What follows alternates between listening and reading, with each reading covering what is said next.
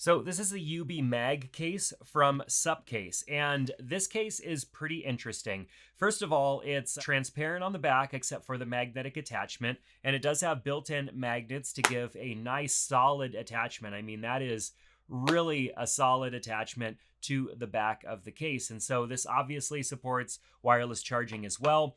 It provides good protection all the way around the phone. We've got good access to our USB-C port on the bottom. But one of the big things this year is, what are people going to do? What are case companies going to do with the camera control button?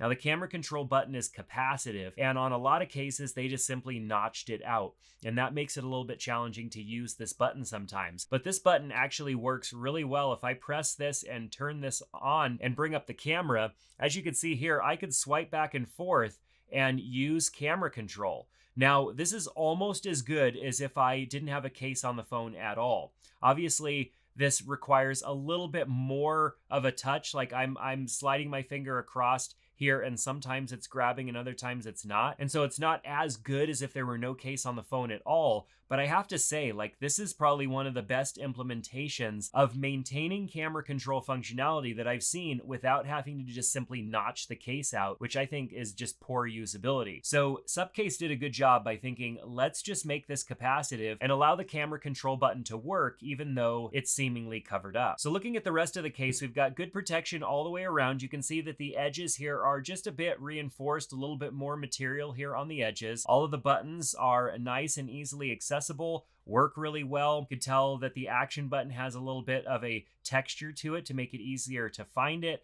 And overall, a nice case. Now, on the front of the phone, you have protection against the screen coming in contact with the table. So a little bit of protection there. If there was debris or something on the table, we wouldn't have to worry about it because there's quite a bit of raised area here. But this case does not like fully protect the phone, so I probably would put a screen protector on my phone just to finish off the protection all the way around.